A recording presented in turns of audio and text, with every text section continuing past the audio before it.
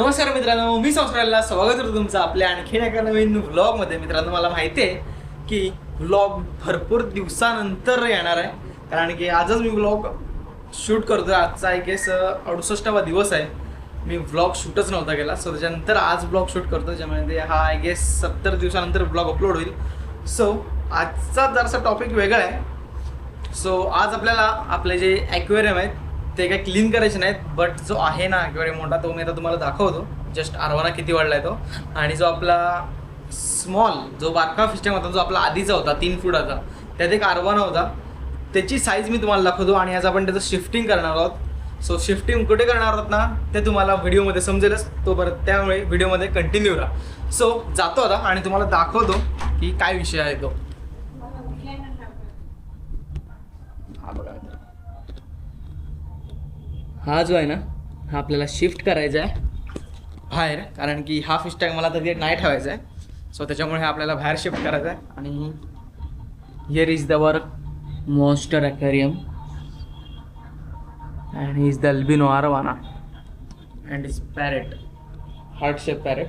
So ह्या ॲक्वेरियमचा पण सेटअप काहीच दिवसात चेंज होईल. कसा सेटअप करणार आहे ना, तो मी तुम्हाला व्हिडिओच्या एंडला दाखवीन.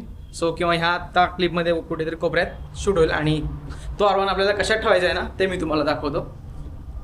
हे बघा, हा फ्रीज आणलेला मी बाय द वे. डबल डोअरचा होता फ्रीज, बट त्याचं ते दुसरं होतं ना, ते मला नको होतं, ते बारकं होतं. सो विचार असा होता की ते दोन्ही एकत्र करायचे, पण नंतर बघितलं की त्याच्यामध्ये गॅप होती भरपूर इथे. त्याच्यामुळे तो जर का मधून कापला असता जर का करायला, तर ते प्रॉपरली झालं नसतं सेट. त्याच्यामुळे तो मी कॅन्सल केला आणि तो फ्रीज आपल्याला इथे सेट करायचा आहे. त्याच्यामुळे आपली बाईक आहे ना, ती थोडीशी पाठी जाईल. आता जस्ट तिथे इथे राहते म्हटलं, तिचं चाक आहे ना ते या लेवलपर्यंत येईल. त्याच्या पुढे ती जरशी पाठी जाईल. ते वॉशिंग मशीन आहे, ते पण उचलायला लागेल सगळं. सो बाईकचं पण जरा मेंटेनन्स करायचं आहे नवीन. परत पाठचे ब्रेक पॅड बदललेले आहेत. सो असा सगळा विषय आहे. सो आणि आता आपला फ्रीज आहे ना, तो मी काल केलेला बरोबर प्रॉपरली, बट काय विषय होता की त्याला इथे ना पोकळ होतं. त्याच्यामुळे इथे मी टेप लावलेली ही, पण ती टेप आत गेलेली पाण्याच्या प्रेशरमुळे, त्यामुळे पाणी तिथून लीक होत होतं. सो आता परत मी प्रॉपरली सेट केलं एमसील वगैरे लावून ती टेप वगैरे परत. त्याच्यामुळे आता जाणार नाही. आणि तिथे मी जरासं प्लॅस्टिकचा तुकडा टाकला आहे, त्याच्यामुळे चान्सेस तरी 100% नाही आहेत. लेट्स सी, बघूया काय विषय तो जरा आता सुकू दे.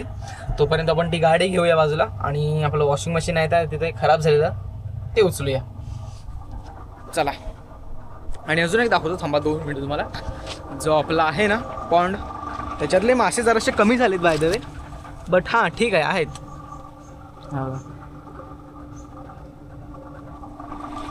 कॅमेरा पाण्यात टाकायचा विचार आहे माझा, बट आत्ता नाही, नंतर जेव्हा हा फ्रीज सेट झाल्यानंतर आपण पाण्यात टाकू कॅमेरा तो, आणि बघू कसा व्ह्यू होतो तो आपला. फायनली मित्रांनो, तो फ्रीज आपण तिथे असेंबल केलेला आहे. हा बघा, इथे असं असेंबल केलं आहे. हे वॉशिंग मशीन 18 झालेलं चांगलं आहे, पण त्याची बॉडी चढल्यामुळे ते बाद झाले मशीन. बाईक तिथे लावलेली आहे. सो आता हा इथे लावला, बट आणि अजून एक आपल्याला प्रॉब्लेम आहे, तो म्हणजे आपल्याला इथे एक बोर्ड करायचं आहे तयार, की जेणेकरून त्या मागच्याला आरवाना लावल्या ऑक्सिजन भेटत राहील. आणि एक तिथे बारकीशी आपण ट्यूबलाईट फिट करणार आहोत. सो रात्रीचं आपल्याला फिडिंग वगैरे करायला बरं पडेल ट्यूबलाईट लावल्यामुळे. ती आहे ना, तीच लावणार आहोत. त्याच्याआधी आपल्याला इथे एक बोर्ड लावून कनेक्शन करायला लागेल. सो तो जुना तोच आहे ना बोर्ड, तोच आपण इथे फिट करणार आहोत. मित्रांनो, आता मी त्या फ्रीजमध्ये पाणी सोडलं आहे. सो याच्यासाठी की तो लीक कुठून होतो आहे का बघण्यासाठी, बट माझ्या मते तरी लीक व्हायला नको आहे. तो आता एकदम फुल पॅकिंग केलेलं आहे त्याला. सो लेट्स सी काय विषय होतो तो, बट लीक नाही होणार. लीक झाला तर परत त्याला काढून मग परत सगळी सेटलमेंट करायला लागेल. सो पाणी भरतं आहे, एकदा भरलं की पाण्याची लेवल आपण इथपर्यंत ठेवणार आहोत, इथपर्यंत. आणि त्याच्यावरती आपण जाळी ठेवणार आहोत, जेणेकरून मासा उडी वगैरे मारायला नको म्हणून. आणि त्याच्यात लाईट प्रॉपर सेटअप होईल. सो व्लॉगमध्ये कंटिन्यू राहील. जर का आपल्या चॅनल नसेल तर आपल्या चॅनलला सबस्क्राईब करून ठेवायला विसरू नका, आणि व्लॉग एंडपर्यंत बघा. फायनली मित्रांनो, भरपूर प्रयत्नानंतर तो आम्ही असा फ्रीज सेट केलेला आहे. हे पण फ्रीजचंच आहे, जस्ट हे खाणं खायला गेलेलं आहे. आणि ही इथे आम्ही काच लावलेली आहे, आणि इथून पॅक आहे. असा टोटल लूक येतो, एकदम खतरनाक. आता तो ॲक्वेरियममधला मासा आहे ना, तो आपण काढून ह्याच्यात सोडणार आहोत. त्याच्यात आपण त्याला बाहेर काढूया. So let's go. सो मित्रांनो आता मी त्या आरवानाला बाहेर काढलं आहे. सिल्वर आरवाना आहे तो. जस्ट हा बघा.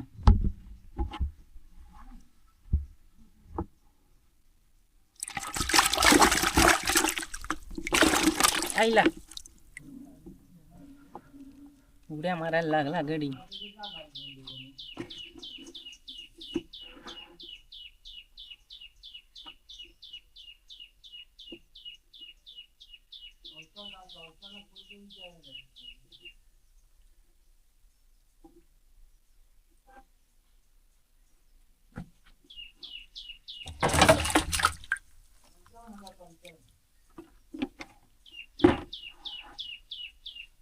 फायनली डन मित्रांनो.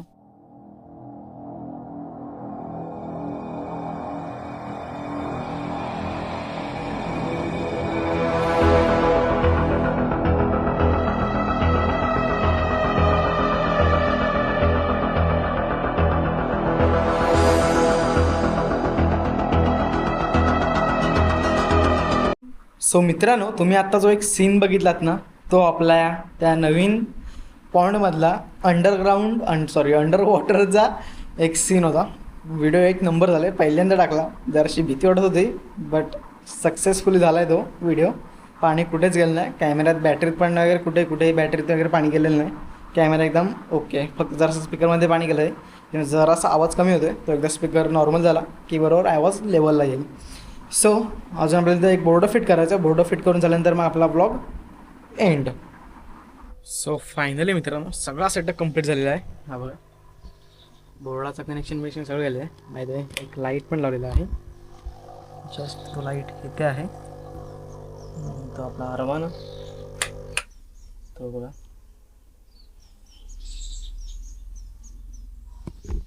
असा सगळा सेटअप केलेला आहे. सो आजच्या ब्लॉगमध्ये एवढंच होतं. तुम्हाला ब्लॉग कसा वाटला मला नक्की कमेंटमध्ये सांगा आणि असेच नवीन व्लॉग बघण्यासाठी आपल्या चॅनलला सबस्क्राईब करून ठेवा. Bye bye.